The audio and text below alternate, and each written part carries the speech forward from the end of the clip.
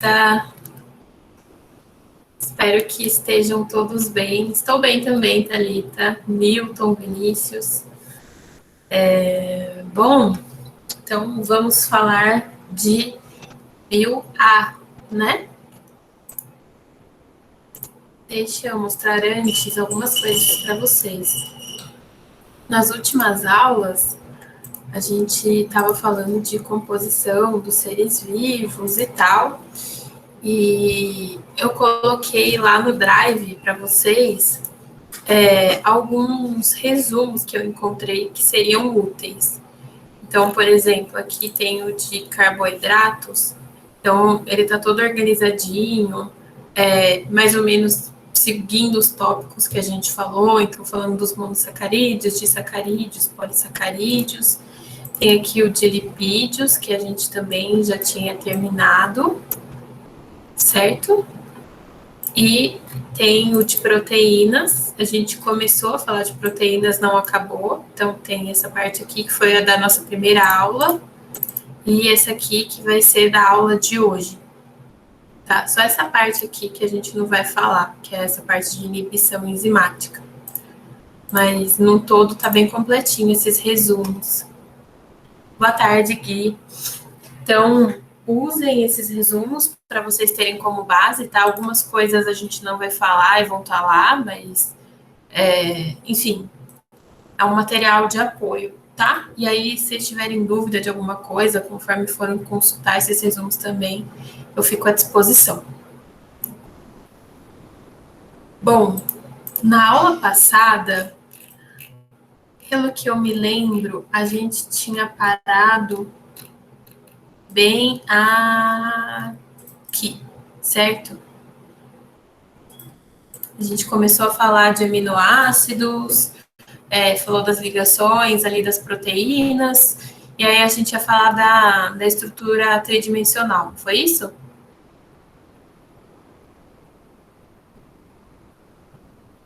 Alguém lembra?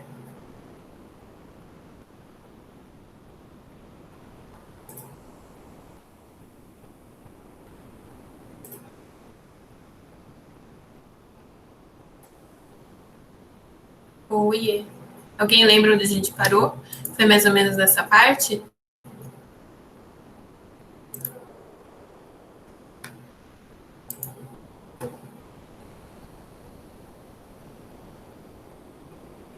Já viu? E aí a gente tinha parado, na verdade, aqui exatamente, não foi, Sabrina? Que a gente estava falando das estruturas. Tá, então era isso mesmo. Então eu vou dar uma voltada aqui atrás só para a gente relembrar essas coisas, porque elas são importantes quando a gente for falar da estrutura. Então, deixa eu abrir aqui. Qualquer dúvida, vocês mandem aí no chat, tá? Então, vamos lá. A gente estava falando, né? Na primeira aula, a gente falou das características dos seres vivos, depois a gente começou a falar da composição. Aí a gente falou da composição inorgânica, que era água e sais minerais. Falamos da composição orgânica, mas falamos só de carboidratos e lipídios até então. E aí a gente começou a falar de proteínas, né? E aí a gente estava vendo como que era a composição das proteínas. A gente falou algumas funções biológicas que elas têm e agora a gente está olhando mais para a constituição delas. E aí a gente viu que as proteínas, elas são um polímero de aminoácidos. Então, elas são constituídas por várias pequenas unidades, que são os aminoácidos, que formam realmente como se fosse um colar de contas. Então, uma proteína é um aminoácido ligado a outro aminoácido, ligado a outro, e outro, e outro, e outro. Enfim, fazendo uma cadeia muito grande. Cada aminoácido aqui, ele vai ter essa cara aqui. Então, ele vai ter essa composição química. Como que é essa composição química, né? Então, a gente tem um carbono central ligado a um hidrogênio, ligado a um grupamento amina, que tem um nitrogênio e dois hidrogênios, ligado aqui a uma cadeia lateral R e um grupamento carboxila. Esse grupamento carboxila, vocês vão ver na química orgânica que ele tem um caráter ácido. Então, a gente chama essa molécula aqui de aminoácido porque ele tem um grupamento amino ligado a um grupamento carboxila que tem esse caráter ácido. E, olhando essa parte aqui em laranja, roxo, e a parte que não está marcada, isso aqui é o que é comum a todos os aminoácidos. A cadeia lateral é a parte variável. Então, cada aminoácido vai ter uma cadeia lateral diferente entre si. E a gente tem 20 tipos de aminoácidos. Logo, a gente tem 20 tipos de cadeia lateral. E em cada um deles, a gente vai ter uma ramificação diferente aqui dessa cadeia lateral. Então, aqui a gente tem os exemplos de aminoácidos dos 20 tipos. Então, a gente tem a glicina, alanina, prolina, valina, todos esses aqui são aminoácidos. Se vocês olharem aqui a parte rosa, essa parte aqui corresponde à cadeia lateral. Então, por exemplo, a glicina, a cadeia lateral dela é só um hidrogênio. Então, se tiver um hidrogênio aqui, é uma glicina. Se tiver uma cadeia aqui com um anel aromático, por exemplo, isso aqui vai ser uma fenilalanina.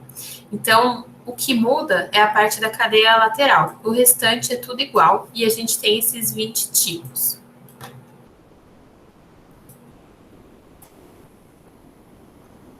E aí a gente viu que os aminoácidos, eles se ligam entre si a partir de uma ligação que a gente chama ligação peptídica. Nessa ligação, o que acontece é que o OH da carboxila se liga ao hidrogênio do grupamento amina. Então, a gente vai ter aqui um oxigênio se ligando a 2 hidrogênios. Isso aqui forma o H2O, forma água. Então, na ligação peptídica, a gente tem uma reação de síntese por desidratação, ou seja, forma uma estrutura maior pela desidratação dela. Então, a gente tem a saída aqui de uma molécula de água, certo? Tranquilo até aqui?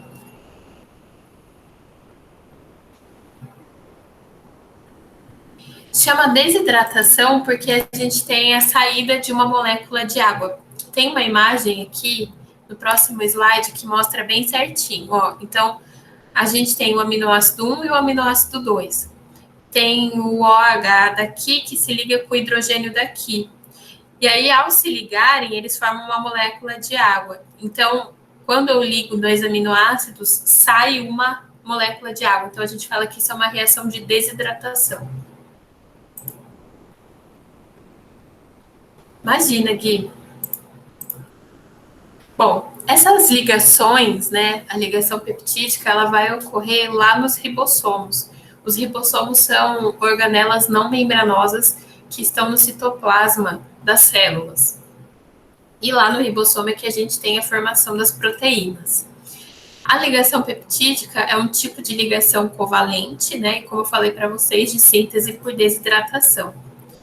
Quando a gente tem uma molécula com poucos aminoácidos, então eu liguei, por exemplo, 20 aminoácidos só, a gente vai chamar ela de oligopeptídeo. E se for uma molécula muito grande, com vários aminoácidos, a gente vai ter o polipeptídeo. Esse poli sempre vai estar relacionado a muitos. Então, quando a gente fala polipeptídeo, aqui são vários peptídeos. Então, vários aminoácidos ligados entre si.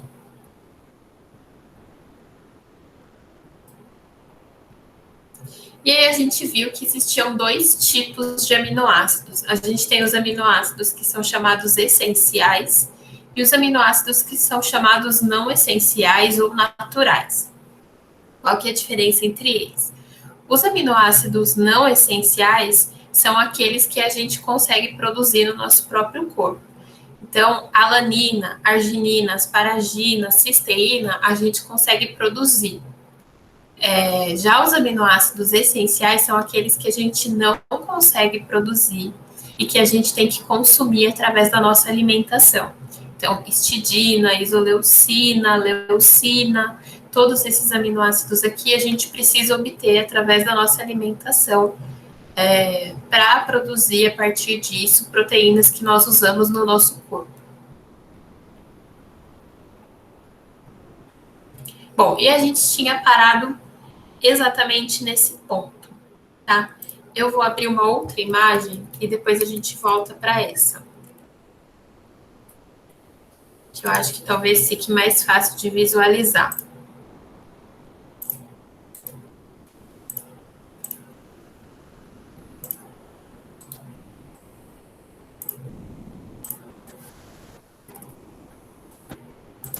Pronto.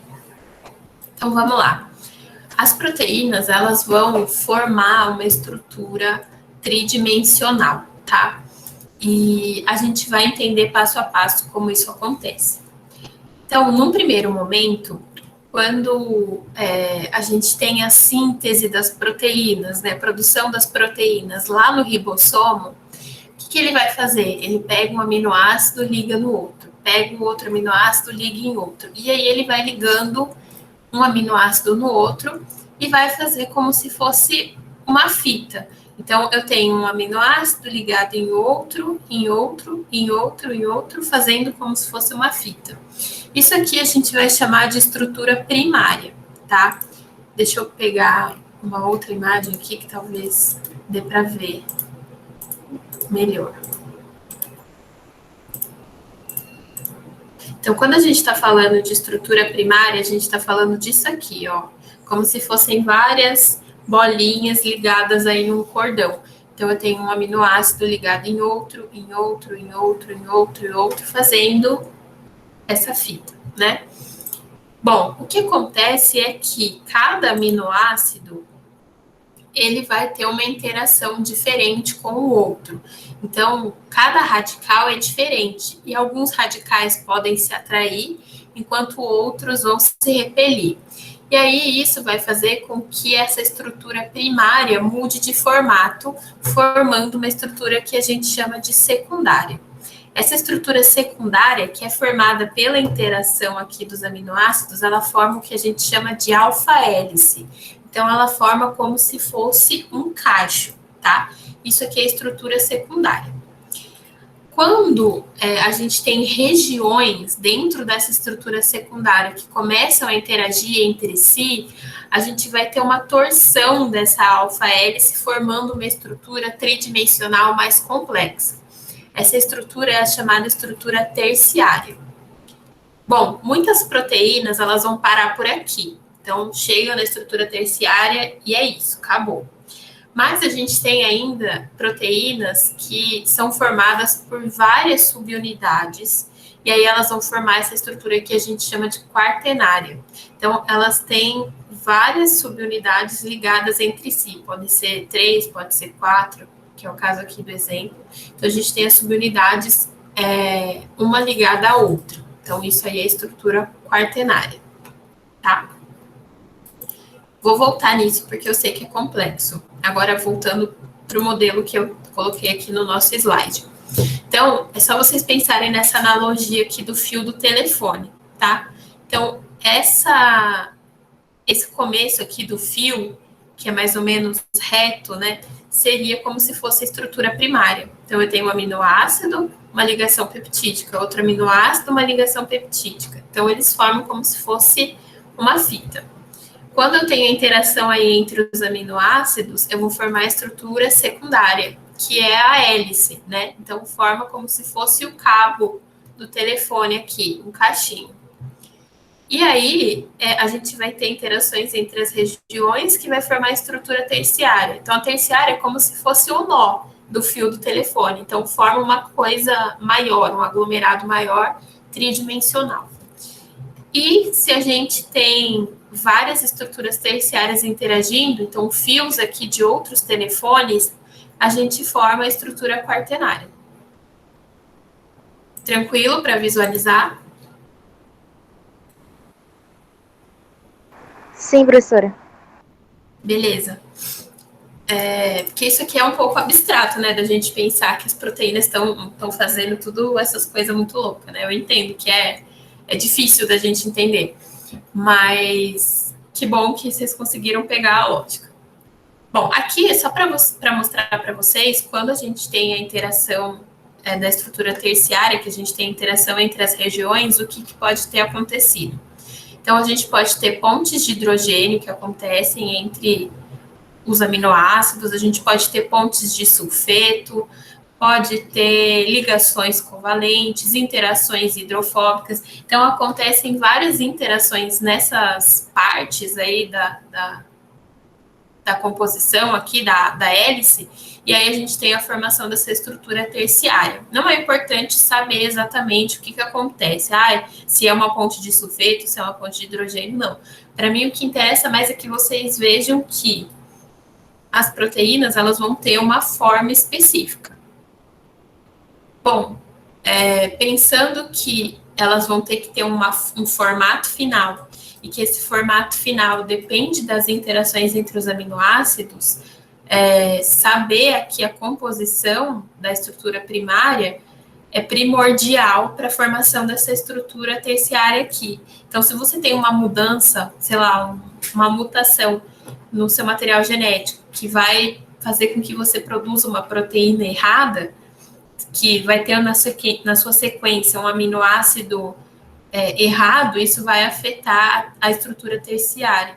Então, ela não vai ter mais esse formato que ela deveria ter, porque alguma interação deixa de existir.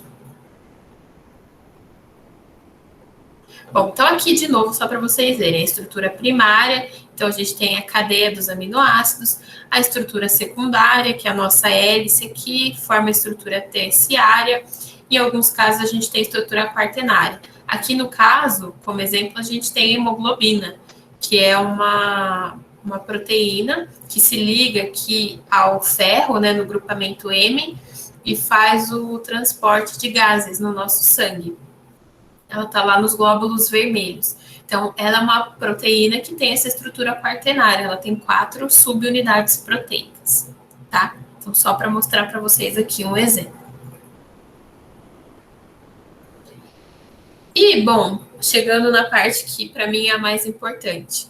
Então, a gente pode perceber a partir disso que as proteínas, elas vão ter uma forma, e essa forma, ela vai estar muito relacionada com a função biológica que elas vão ter. Então, se ela tem uma determinada forma, é porque essa forma é importante para aquele trabalho que ela vai executar. Então, usando aqui o exemplo que a gente sempre usa quando a gente fala desse tipo de coisa, da chave e fechadura. Então, as proteínas, elas são como se fossem a fechadura. E elas vão ter uma ligação com uma determinada chave. Então, se essa ligação é perfeita, ela consegue cumprir sua função. Se essa ligação não é perfeita, ela não consegue mais fazer. Então, elas têm que ter o formato perfeito, o formato adequado.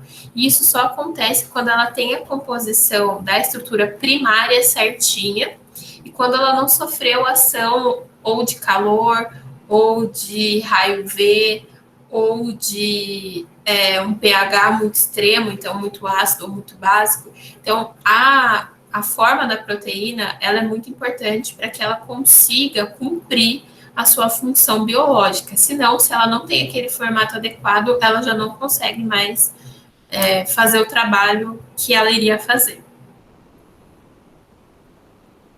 Bom, eu vou colocar aqui para vocês um quiz do Nearpod. Deixa eu abrir aqui.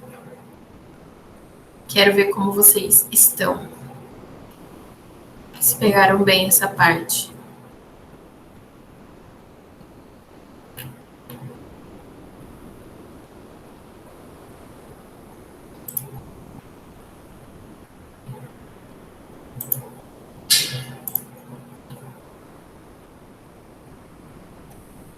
Só um minutinho, gente.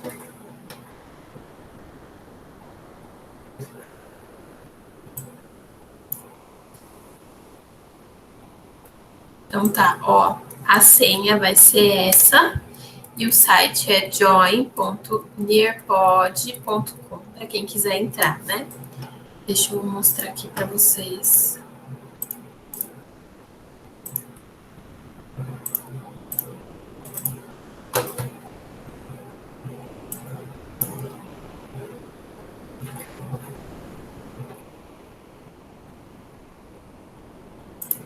Mandei no chat também.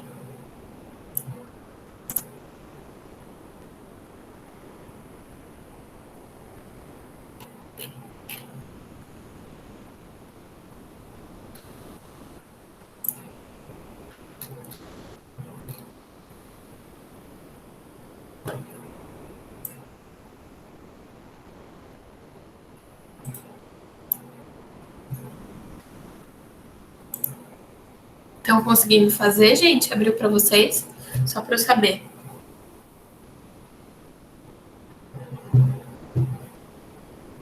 Deu certo para alguém?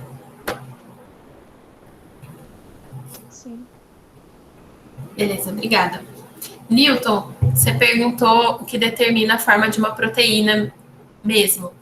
É a composição da estrutura primária, tá? Então, a primeira fita é o que determina o formato final pelas interações que vão acontecer ali.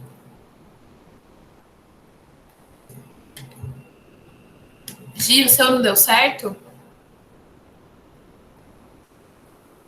Não? Qualquer coisa eu abro aqui.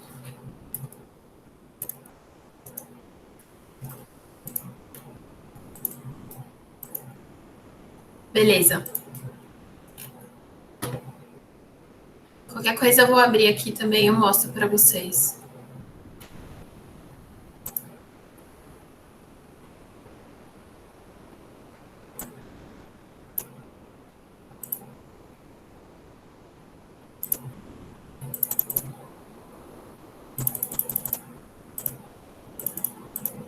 Conseguiu, tá bom.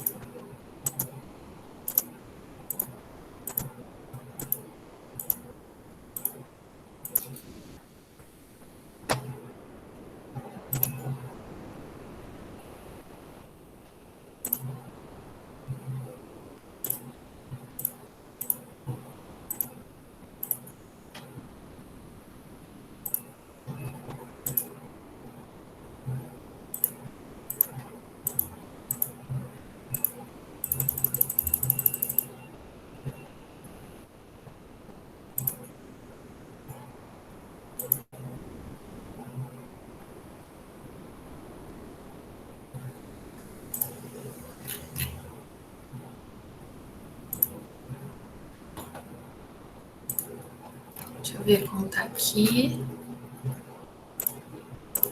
Vocês estão respondendo, né? Quero abrir a pergunta para quem não está conseguindo ver. Amanda, as Oi! instruções foram dadas nas aulas de semana? Não sei, pode ter sido. Foram algumas? Eu acho que todas foram. Tô me lembrando. Ah, então teve uma ajuda aí. Quem estava na semana vai conseguir fazer de boa. Sim, sim.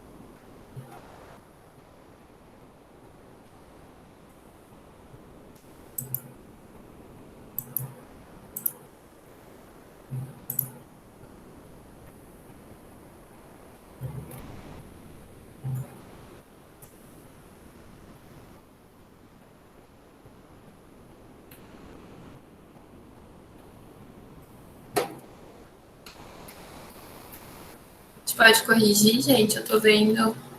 Ah, não, pera. A Gi tá fazendo. E a Emily...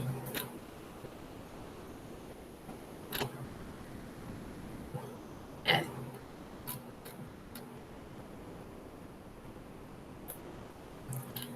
Vou esperar elas e a gente corrige.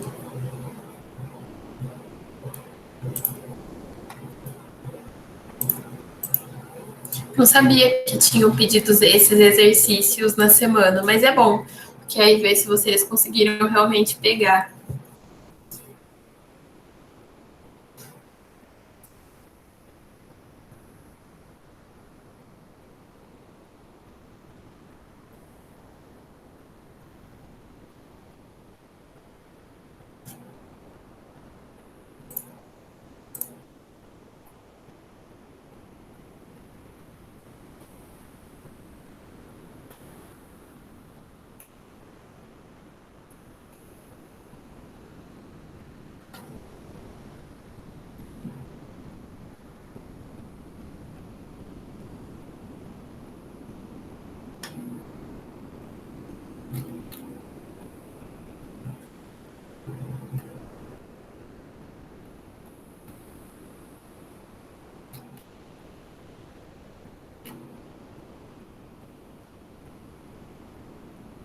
Gente, posso corrigir?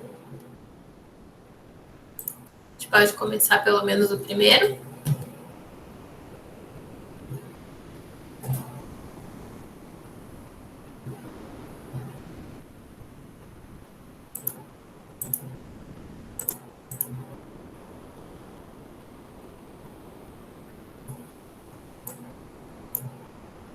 Bom, vou começar, né? Vamos lá. Então, a gente tem essa questão aqui. Atente à seguinte representação químico-estrutural de um aminoácido. Considerando a figura, assinale a afirmação correta. Então, a gente tem aqui, ó, a molécula do aminoácido. Então, a gente tem o carbono central, hidrogênio radical, grupamento amino e grupamento carboxila. Então, vamos olhar aqui. Observa se a presença... Oi? Você já deu a resposta. Ó, super ajudei, né, Mary? Então, vamos lá.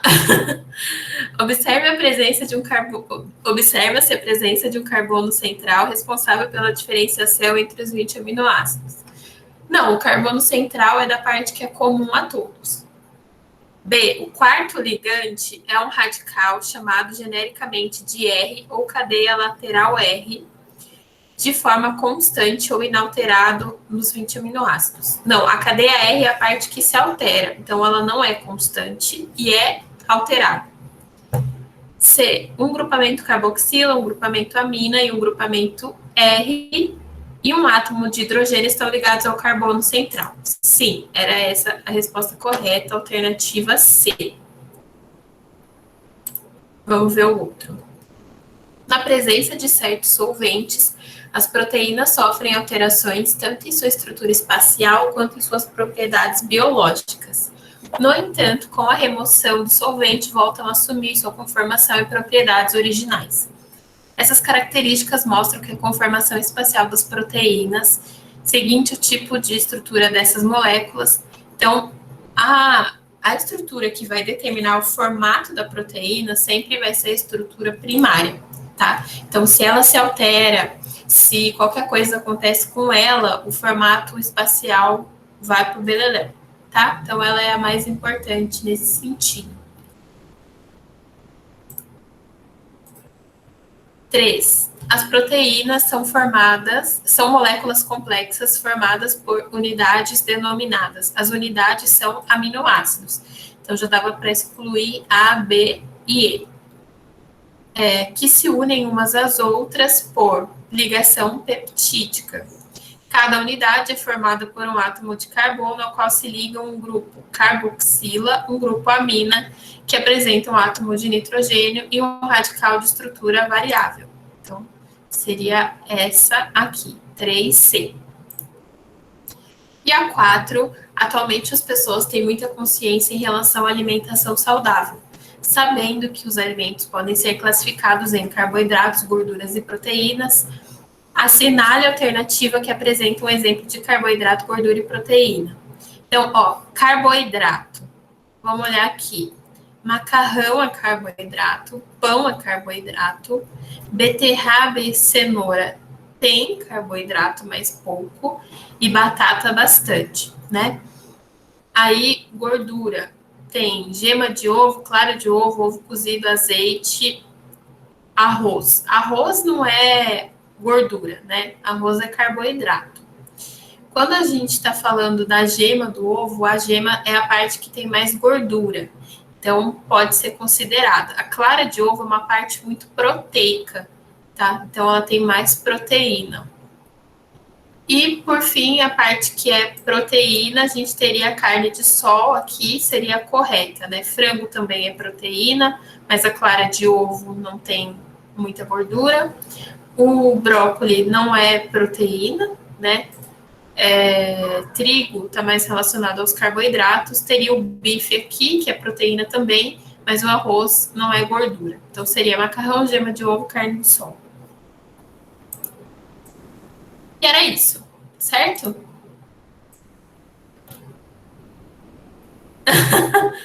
Tá vendo, Meli? Mas aí a gente vai aprendendo com o tempo, a gente retoma depois e vê essas coisas. Essa parte é mais difícil mesmo. Pelo menos foi na mesma coisa, né? Se fosse coisa diferente. Eu não sei como você aguenta ver as mesmas aulas, sabia? Tipo, porque aí no começo você vai ter de novo, né? Ah, pelo menos eu uso como revisão, entendeu? Eu assisto a primeira, a segunda revisão e boas. É isso aí. Eu percebi, viu, que você reutiliza os slides. Tá vendo? Você vai ver tudo de novo, vai ver várias vezes. Vamos lá. Desnaturação proteica. Então, o que é a desnaturação proteica? Ela acontece quando a gente tem alteração na forma de uma proteína sem que tenha havido uma modificação na sequência dos aminoácidos. Então, a gente tem uma alteração no formato sem uma mudança na estrutura primária. E ela vai acontecer, ela pode ser provocada por radiação UV, temperaturas muito altas, altas concentrações de sal e variação no pH. Então, todos esses fatores aqui, eles alteram o formato dessa proteína aqui. E ela sai desse formato original para o formato desnaturado, tá? E isso vai acontecer sem que tenha havido uma mudança na estrutura primária. A temperatura baixa, ela pode causar uma desnaturação, ela pode fazer uma mudança nesse formato da proteína, mas ela é uma mudança reversível, então a proteína consegue voltar para o seu formato original e é uma mudança menos intensa. Esses fatores aqui, radiação UV, temperaturas muito altas, alta concentração de sal, variação do pH, eles causam modificações que não são reversíveis. Então, a proteína perde seu formato, perde sua função, não conseguindo voltar para o seu formato original. Onde a gente vê isso, né? Desnaturação proteica. Tem dois exemplos que são clássicos e que a gente consegue ver isso claramente no dia a dia. Então, por exemplo, quando a gente frita um ovo, a parte da clara é uma parte cheia de proteína e é uma parte transparente. Quando a gente coloca calor na clara, ela fica esbranquiçada. Isso acontece porque as proteínas mudaram de formato. Então, ao mudar de formato, ela muda também suas propriedades e muda de coloração. Então, quando a gente frita um ovo, é por isso que a clara vai ficar com essa cor esbranquiçada. Então, houve desnaturação proteica nessa região. Outro exemplo que a gente vai ver também no nosso dia a dia é quando a gente coloca, por exemplo, uma coisa mais ácida no leite. Então, sei lá, coloca vinagre no leite, por exemplo. Então, o leite ele vai ficar meio floculado, assim, né? Ele fica com esse aspecto meio cheio de grumos, né? E isso acontece porque houve desnaturação proteica e as proteínas do leite não conseguem mais ficar dissolvidas, elas mudaram de formato e aí elas vão precipitar e vão ficar formando esses grumos. Então, esses aqui são 2 exemplos de desnaturação proteica. Tem um experimento que eu não sei quem assiste esses canais, né, do Manual do Mundo, por exemplo, que o Iberê faz, que ele frita o ovo sem usar o fogo, e aí ele usa álcool para fritar o ovo, né? Inclusive, essa foto aqui é do experimento. Vejam que a frigideira ela não está no fogão, né? Ela está em cima de uma pedra. Isso também. Então, o álcool, ele causa desnaturação proteica e aí a clara do ovo fica com essa cor esbranquiçada. Então, parece que ele consegue fritar o ovo no álcool, mas, na verdade, é só a desnaturação que aconteceu da clara. Se vocês verem, a gema continua normal, né? Então, é só a desnaturação das proteínas da clara. Então, deixa eu mostrar para vocês que eu acho interessante. É isso, Sabrina. Então, quando o queijo talha, é exatamente isso. Ele fica mais ácido, né? E aí você tem a separação. Sim, é isso mesmo. Vou mostrar o experimento para vocês, porque eu acho legal de ver. Vou fechar meu som só.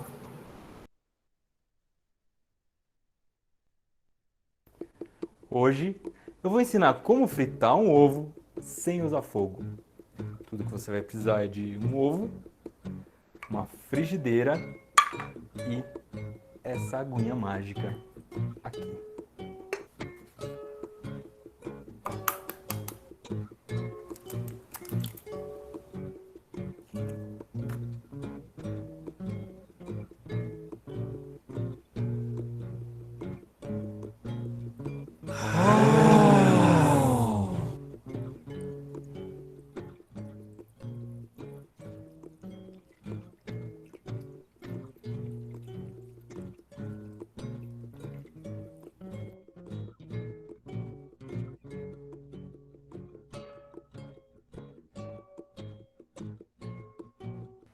Agora, eu tenho uma notícia boa e uma notícia ruim.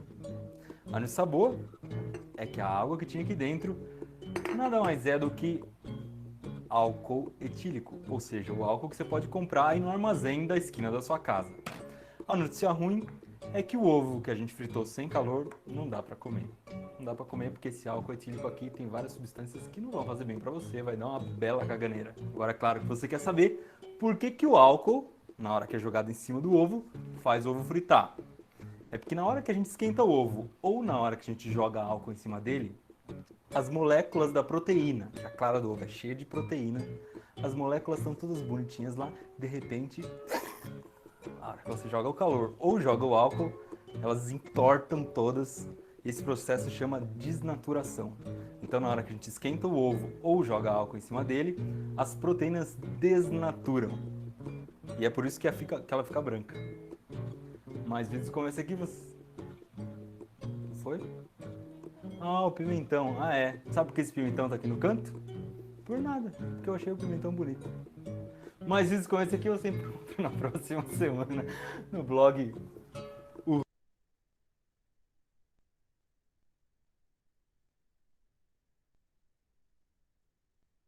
Então, gente, viram só? Dava para fritar realmente o ovo, né? Não frita, né? Na verdade, só desnatura ali as proteínas e não ia dar de jeito nenhum para comer aquilo. Mas é legal de ver, né? E ilustra bem essa questão da desnaturação proteica. Bom, dessa aula é isso, né? Obviamente a aula não acabou. Vocês ainda não vão descansar. A gente vai continuar mais um pouquinho, né? Que isso aí era conteúdo da aula passada. Deixa eu abrir os slides da nossa continuação.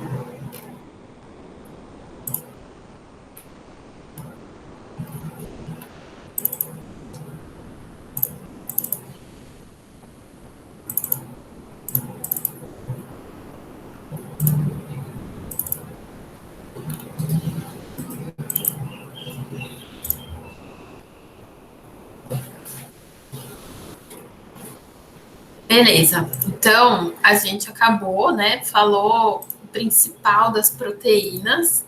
E agora a gente vai falar dos casos especiais dentro das proteínas. Então, a gente tem 2 tipos de proteínas que são mais importantes para a gente e que tem mais chances de cair nos vestibulares e aparecer para vocês. São as enzimas e são os anticorpos. Então, são 2 tipos de proteína especiais que a gente vai conversar sobre.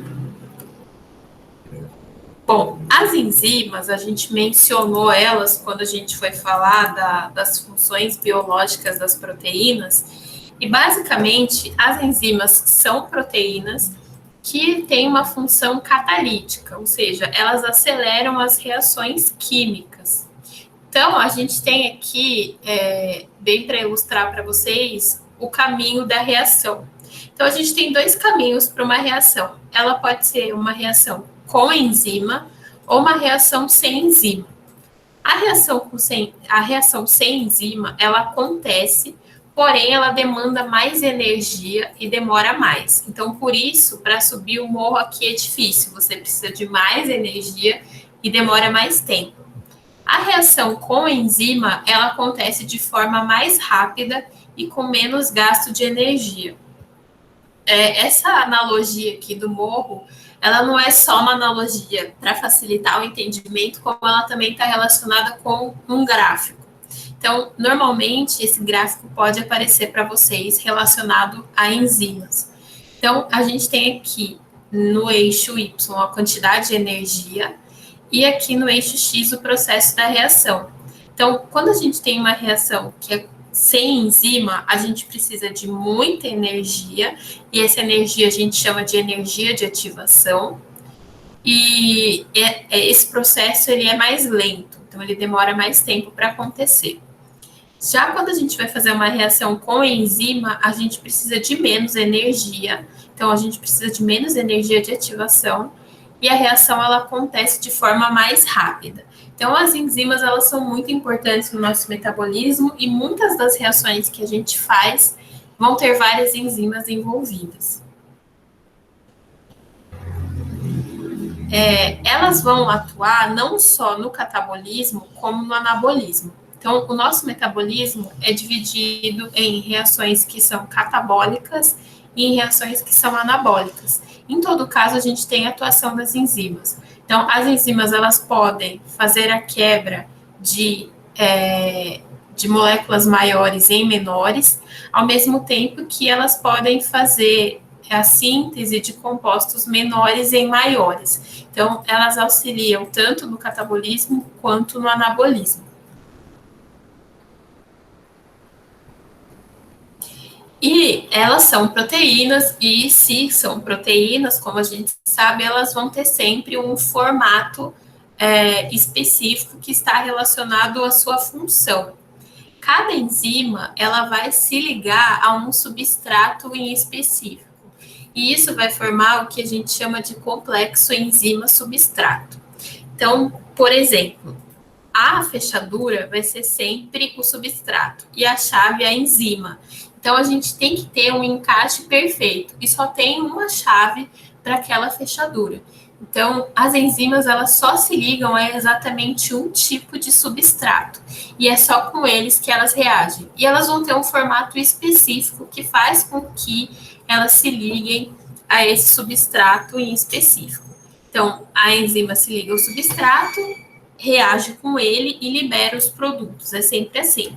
Liga, reage com ele e libera os produtos. Liga, reage com ele e libera os produtos. E assim que ela libera os produtos, ela é regenerada e ela pode ser utilizada várias vezes em uma mesma reação química. Então, ela pode ser reutilizada depois pelo próprio metabolismo. Então, só para mostrar para vocês aqui, para ficar mais claro. Então, a gente tem, por exemplo, essa enzima aqui, que é a enzima que se chama sacarase. Todas as enzimas, o final do nome delas termina com ase. Então, sacarase, lipase, protease, todas elas terminam em ase. E o prefixo indica o substrato que essa enzima se liga. Então, a sacarase se liga à sacarose, a protease se liga a proteínas, a lipase se liga a lipídios, a maltase se liga a maltose.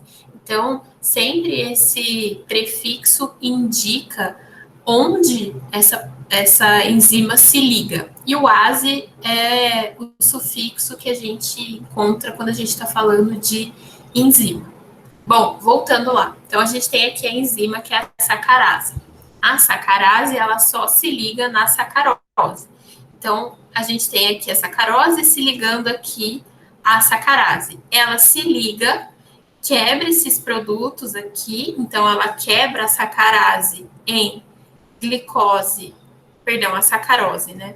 Em glicose e frutose, e depois ela se desliga e está livre para fazer outras reações. Então, basicamente, a gente tem a enzima se ligando ao substrato e depois ela se solta e aí a gente vai ter os produtos gerados dessa reação.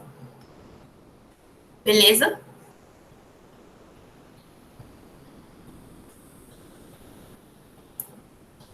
Sim. Beleza. Obrigada, Sabrina. Bom, então, o encaixe, né, da enzima com o substrato, ele tem que ser perfeito, ele tem que ser realmente um abraço perfeito, tá? E isso vai ser fundamental para a eficácia da enzima. Então, para ela conseguir fazer a reação a que ela se propõe. Se a gente tem alterações no formato da enzima, principalmente onde ela se encaixa com o substrato, que a gente chama de centro ativo, então, se aqui, onde ela se encaixa, a gente tem alguma alteração, isso reduz a velocidade de reação. Ela já não consegue mais agir da forma devida. Se a gente tem um formato adequado, a velocidade da reação é sempre máxima. Então, se a gente tem esse abraço perfeito, a velocidade é sempre alta.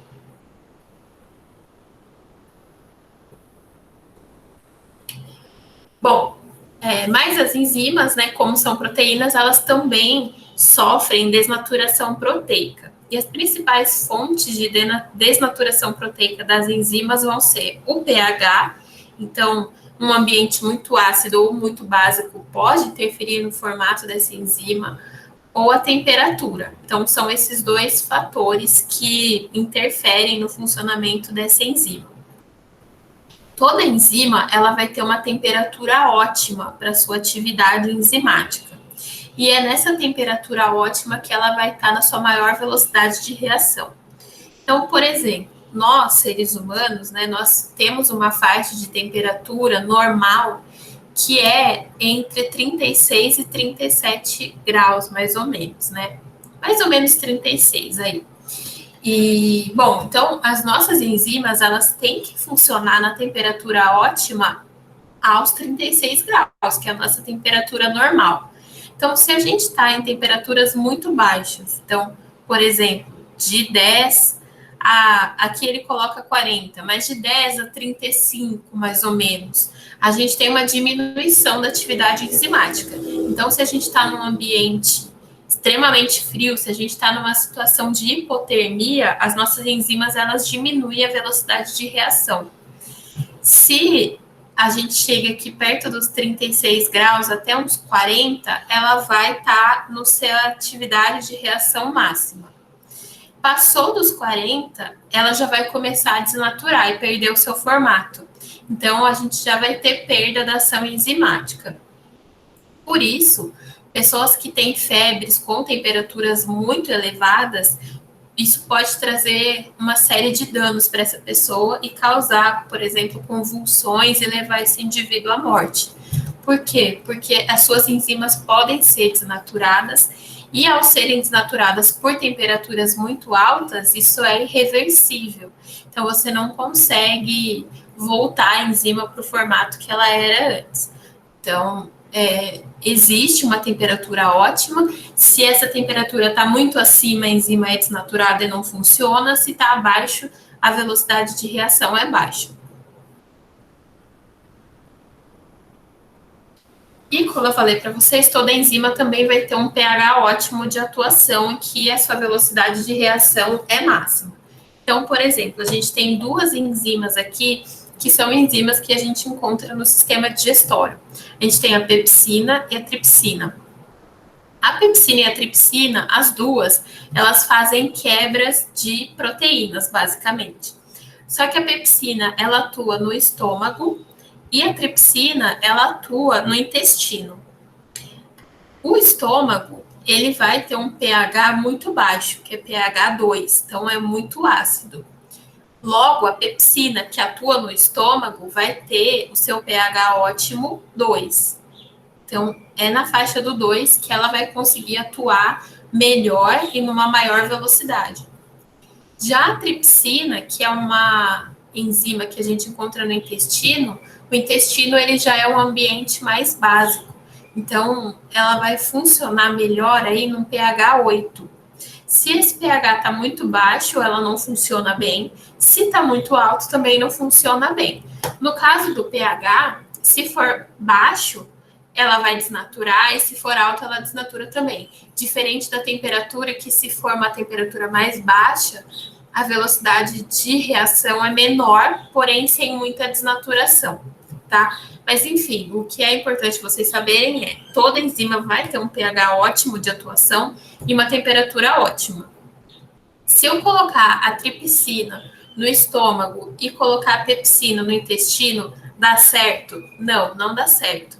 Porque elas vão ter esses pHs ótimos. Se eu coloco a pepsina nesse pH 8 aqui, ela nem funciona. E se eu coloco a tripsina no pH 2, ela também não funciona. Nos dois casos, elas estarão desnaturadas, tá? Então, elas têm faixas de pH específico que elas atuam e esse pH está relacionado ao ambiente onde elas estão atuando. Bom, a velocidade da reação enzimática também vai depender da concentração do substrato. Se eu tenho bastante substrato para essa enzima se ligar, a gente tem um aumento da velocidade. Porém, essa velocidade ela só aumenta até um certo limite. Então, vamos supor, eu tenho lá a minha enzima sacarase, que quebra a sacarose, que a gente viu. Quanto mais açúcar eu forneço para essa enzima, mais a sua velocidade aumenta. Porém, ela chega a um ponto limite, que a gente chama de ponto de saturação, em que ela chegou no máximo da sua velocidade e ela não consegue trabalhar mais do que isso. Então, conforme você vai dando mais trabalho, ela trabalha, mas chega num ponto que ela não consegue mais. É o chamado ponto de saturação.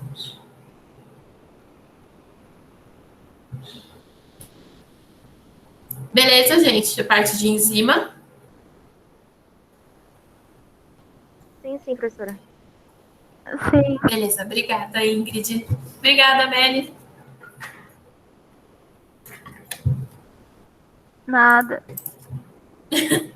Agora a gente vai falar de anticorpos, que também são proteínas.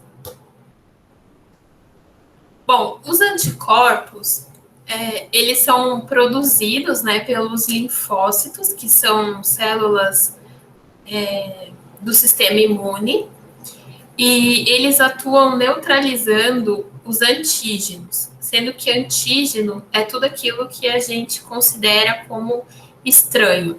Então, podem ser, por exemplo, bactérias, podem ser vírus, podem ser toxinas. Então, os anticorpos reconhecem esses corpos estranhos e eles vão atuar sobre eles. E aí, o que os anticorpos eles podem fazer? Ou eles dão um alarme para o sistema imune, falando, tem um invasor aqui. Ou ainda, eles podem reagir com esse antígeno e promover a sua morte ou a sua inativação. Então, os anticorpos, eles são proteínas que vão ter uma função muito importante de defesa. Então, só para vocês entenderem como funciona para a gente ter a produção de anticorpos, porque a gente vai falar muito brevemente de vacina, né? Já que vocês também estão na outra frente falaram sobre vírus, não foi? Falaram sobre bactérias, isso é importante de entender. Então, pensando aqui que a gente tem como se fosse uma barreira do nosso corpo. Pode ser, por exemplo, a pele, pode ser as mucosas, enfim. Esse tracejado aqui é uma barreira. Então, a gente tem aqui um vírus que estava fora do nosso corpo. Esse vírus conseguiu entrar. Então, entrou pela mucosa, entrou por um machucado, por exemplo. Entrou de alguma forma. O que vai acontecer? Esse vírus ele vai ser identificado por uma célula do sistema imune que a gente chama de macrófago. Então, o macrófago é um tipo de glóbulo branco. E ele vai identificar esse corpo estranho que entrou aí. E ele vai fazer um processo que a gente chama de fagocitose. Então, ele vai como se fosse engolir, comer esse outro organismo para entender o que é aquilo. E aí, quando ele quebra esse organismo, então, no caso aqui, o vírus em vários pedaços, ele fala, bom, isso aqui é uma coisa estranha, ele vai apresentar o que ele achou para o linfócito T. E o linfócito T vai ativar os linfócitos B. E são os linfócitos B que fazem a produção dos anticorpos. Então, o processo de produzir anticorpos no nosso corpo, vejam, ele é cheio de etapas, ele é lento. Então, não é, hoje eu entrei em contato com o vírus, amanhã eu já estou produzindo anticorpo. Não. Então, tem uma cadeia aí de processos que são feitos. E aí, depois que a gente tem a produção dos anticorpos, são formadas as células de memória. Então, se daqui 2 semanas eu entrar em contato de novo com esse mesmo vírus, eu já vou saber quais anticorpos eu devo produzir, porque eu tive a formação de células de memória nessa infecção. Então, isso aqui é um esquema muito simplificado do que acontece no nosso sistema imune e da onde a gente tem a produção desses anticorpos. voltou para trás, peraí.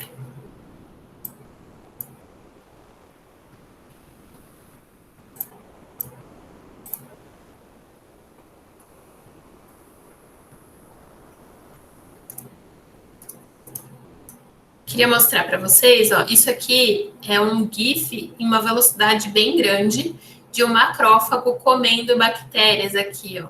Então, ele achou essas bactérias, ele vai lá, fagocita, quebra elas em partes menores para apresentar para o linfócito T, depois o T ativa o B e a gente tem a produção aí dos anticorpos.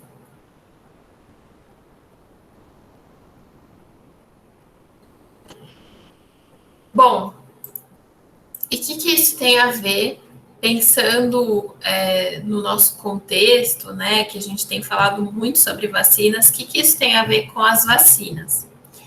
Então, no século XIX, os cientistas, eles aperfeiçoaram uma prática de intervenção que tem a ver com a injeção de organismos atenuados ou parte deles nos seres humanos, que aí a gente chama isso de vacina.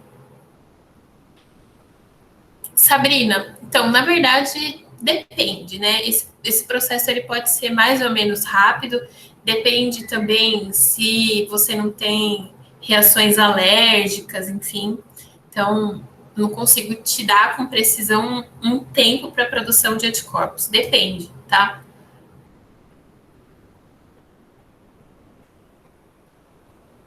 Beleza.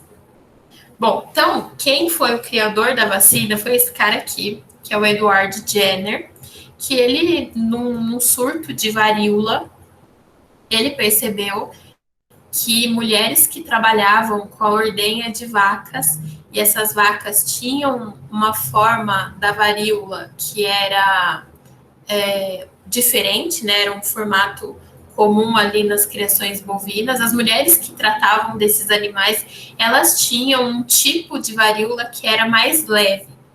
E aí ele pegou um menino saudável e ele inoculou o pus da varíola de uma pessoa infectada. E aí esse menino até desenvolveu a doença, porém com sintomas mais brandos. E aí, a partir disso, foi criada a vacina, que é um processo de imunização, né, ativo, porque você coloca o organismo em contato com vírus, bactérias, né, na sua forma atenuada, ou pelo menos com parte desses organismos, para que você produza anticorpos.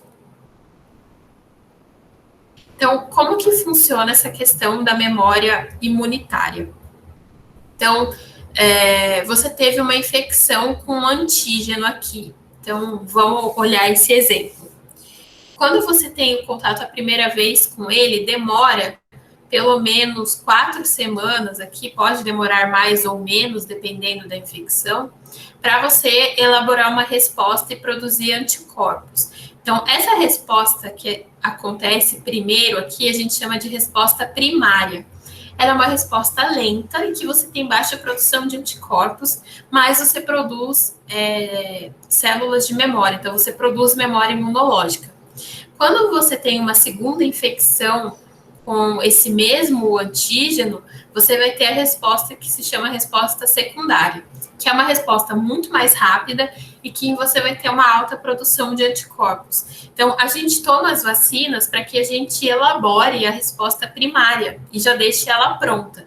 Quando você entra em contato com esse antígeno, você vai ter uma resposta secundária, que vai ser uma resposta mais rápida e que você consegue produzir uma grande quantidade de anticorpos. Então, aqui, só mostrando de novo da resposta primária e secundária.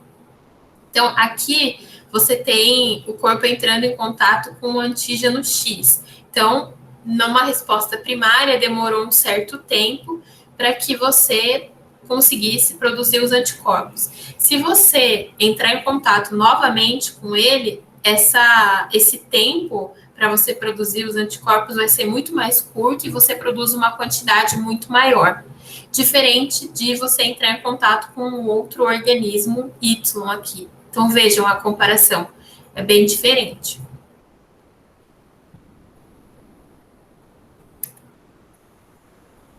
Então, a vacinação é um processo que a gente chama de imunização ativa. Então, você produz células de memória imunitárias primárias e secundárias, e ela tem um caráter de medida preventiva. Então, você entra em contato com esse organismo para que, com esse organismo atenuado ou com partes dele, para que você consiga elaborar uma resposta, produzir células de memória e já produzir uma grande quantidade de anticorpos. Aqui tem um site que tem calendário nacional de imunização do Brasil. Deixa eu só mostrar para vocês. A título de curiosidade, tá?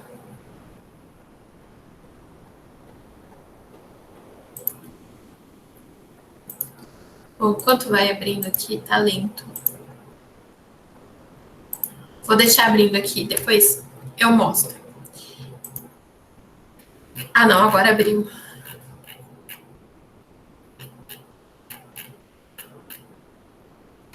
Ah, não. Nossa, minha internet está muito lenta. Depois eu abro para vocês e mostro. Mas no site do governo federal tem os calendários com todas as datas, né? É que por conta da pandemia a gente teve algumas mudanças, né? Mas ainda assim é importante manter a vacinação de todas as outras doenças em dia. Bom, falando então rapidamente sobre o movimento antivacina. Então, o movimento antivacina, ele nunca parou completamente, né? Desde o começo das primeiras propostas de vacinação, sempre as pessoas tiveram muito receio, principalmente por não conhecer muito bem o que são as vacinas e não entender muito bem como se dá esse processo de imunização. Mas, no final dos anos 90, esse cara aqui, que se chama A.J. Wakefield, ele escreveu um artigo numa revista científica, uma revista médica, chama The Lancet. E ele falava que as vacinas, elas tinham relação com o autismo. Então, que a vacina da tríplice viral, que é uma vacina que evita a contaminação por 3 doenças virais, se eu não me engano, é cachumba, sarampo e tinha mais uma. Deixa eu ver qual que era, peraí.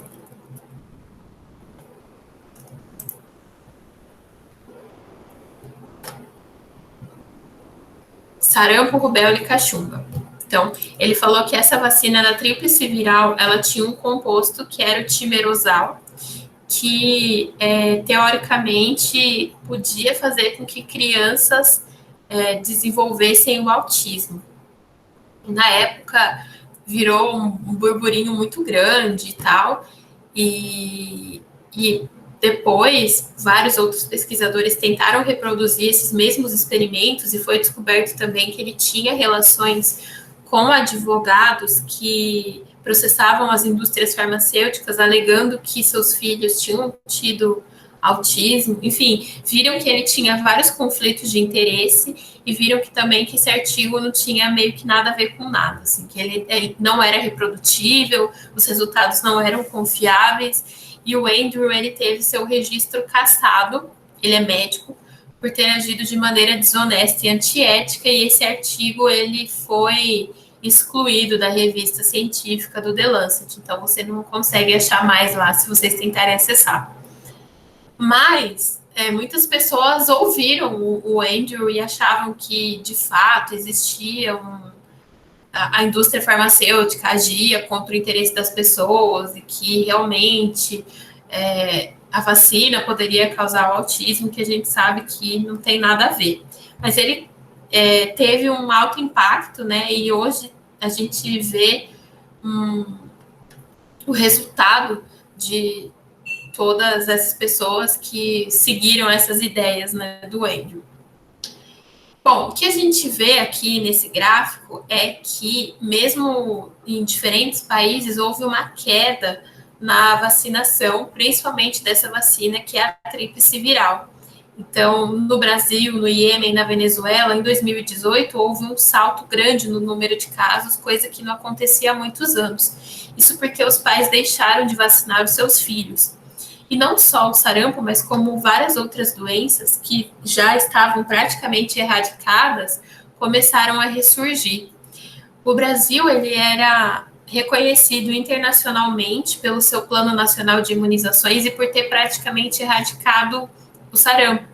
Mas em 2018 ele perdeu esse título por conta do aumento do número de casos, que está intimamente relacionado com o fato dos pais terem deixado de vacinar os seus filhos. Bom, outro tipo de imunização que a gente tem é a imunização passiva. Nesse caso, o organismo ele recebe os anticorpos prontos, produzidos por um outro organismo. Então, diferentemente da vacina, que é uma imunização ativa, em que você produz os anticorpos, no caso da imunização passiva, você recebe esses anticorpos prontos. E isso acontece quando a gente tem os soros, né? Então, se você leva, por exemplo, uma picada de cobra, não tem como você ficar esperando para você produzir os anticorpos. Você toma um soro que tem os anticorpos prontos. Picada de escorpião, a mesma coisa. Então, esses soros são produzidos em outros organismos e são aplicados na gente nessas situações. Outra forma de imunização passiva é a lactação. Então, quando nós somos bebês, nós não produzimos ainda anticorpos para todos os antígenos que existem no ambiente. Então, a gente recebe muitos anticorpos prontos através do leite materno. Então, por isso que a lactação até o primeiro ano é muito importante. Porque é através disso que a mãe também passa vários anticorpos para o filho, que protege contra organismos infecciosos. Então, eu queria mostrar um vídeo para vocês sobre a produção do soro. O Instituto Butantan, além de ser maravilhoso e faz vacinas, e a gente ama ele, ele faz também produção de soros, principalmente para soros de picada de cobra, de escorpião. Então, se isso um dia acontecer com vocês, muito provavelmente a produção do soro foi feita lá no Butantan. Queria mostrar para vocês porque é um processo bem interessante.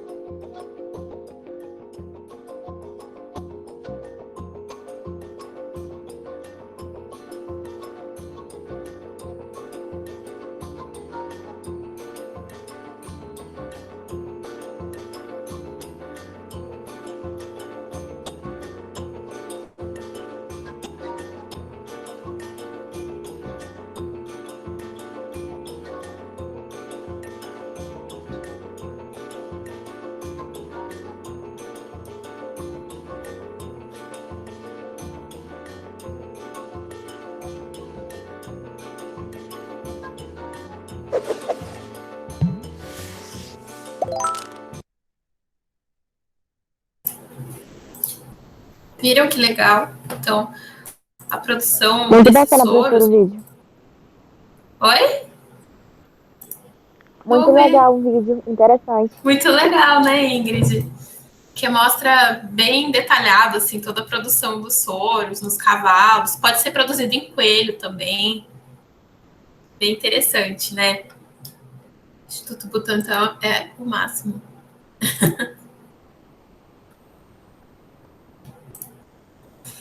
É isso, gente. Vocês estavam quietíssimos hoje. Quero saber muitas dúvidas.